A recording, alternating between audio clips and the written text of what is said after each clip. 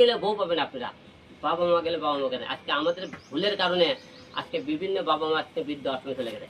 বউ বাবা মা দেখতে পেলে বউ ছেড়ে দেন, বউ মরে গেলে বউ পাবো, কিন্তু বাবা মা মরে গেলে বাবা মা পাবো না। বাবা মা একটাই হয়। হ্যাঁ দর্শক, আশা করছি আপনারা ভালো আছেন। সবাইকে সালাম জানাই। দর্শক, হিরো আলমকে নিয়ে কথা বলছি। তার বাবা গতকাল মারা গিয়েছেন, আমরা সবাই জানি।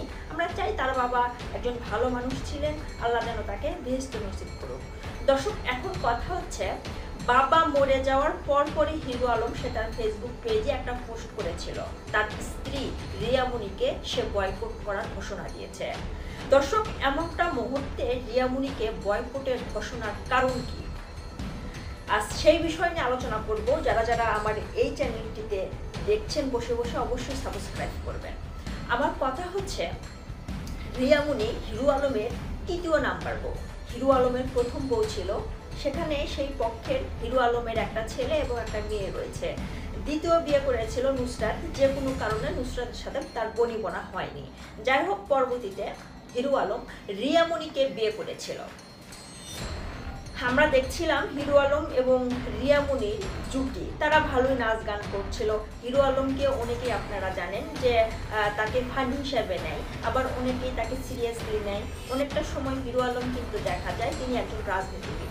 যাই হোক, হিরো আলম একটা বর্তমান সময়ে ট্রেন্ডিং টপিকস, অনেকেই তাকে চিনেন, হিরো আলমকে চেনেন। এখন মূল বিষয়ে আসেন। গতকাল হিরো আলমের বাবা মারা যায়।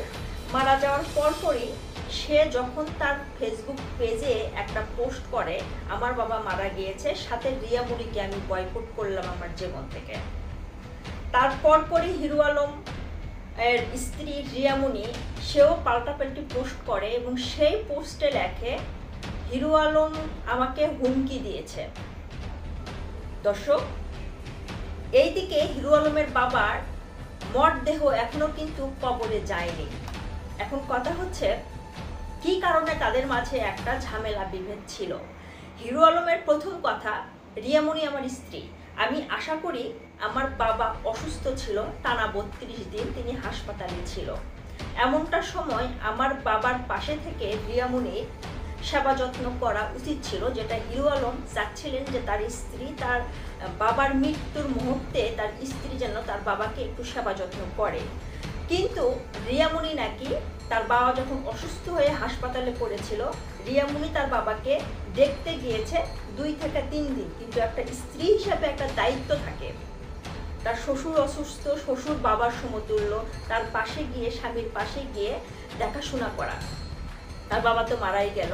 ইতিমধ্যে হিরো আলমের দাবি, সে আমার বাবাকে অসুস্থ হাসপাতালে রেখে বিভিন্ন ছেলেদের সাথে নাচ গান করছিল, যেটা আমি স্বামী হিসাবে কখনোই অ্যাকসেপ্ট করতে পারি না, যে আমার স্ত্রী আমার বাবাকে সেবা না করে সে অন্য একটা ছেলের সাথে গিয়ে নাচ গান করছিল।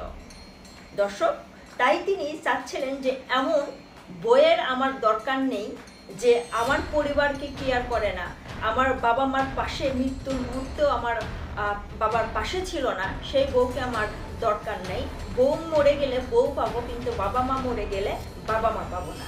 এমনকি তিনি এটাও বলছেন যে বৃদ্ধাশ্রমে আমার আপনার পুরুষের কারণেই, যারা বইয়ের কথা মতো চলে, তাদের কারণেই বাবা মায়েরা বৃদ্ধাশ্রমে গিয়ে কর্ম করছে এই বয়সে। তো এমন বইয়ের আমার দরকার নাই। এই লাইভে দেখা যায় হিরো আলম একটা কোরআন শরীফ নিয়ে আসেন এবং সেখানে বলেন যে রিয়ামণি তিনি দাবি করেছেন যে তার বাবার পাশে ছিলাম হাসপাতালে, এবং হিরো আলম অনেকটা অসুস্থ হয়ে গেছে বাবা মরে যাওয়ার পর। তো রিয়ামণির এই কথার প্রমাণ দেওয়ার জন্য হিরো আলম কোরআন নিয়ে সংবাদ সম্মেলন করেন এবং সেখানে তিনি উল্লেখ করেন যে হ্যাঁ, রিয়ামণি এসেছিল, আমার বাবা টানা 32 দিন যেহেতু হাসপাতালে ছিল, এমনটা সময় রিয়ামণি এসে 2 থেকে 3 দিন এসেছিলেন আমার বাবাকে দেখতে।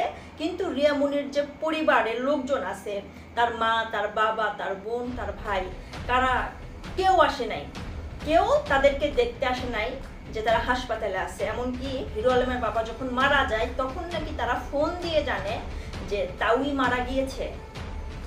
দর্শক, এখন আপনাদের যদি কিছু বলার থাকে অবশ্যই কমেন্ট বক্সে কমেন্ট করে জানাবেন। অবশ্যই আপনাদেরকে পরবর্তী আপডেট জানাবো।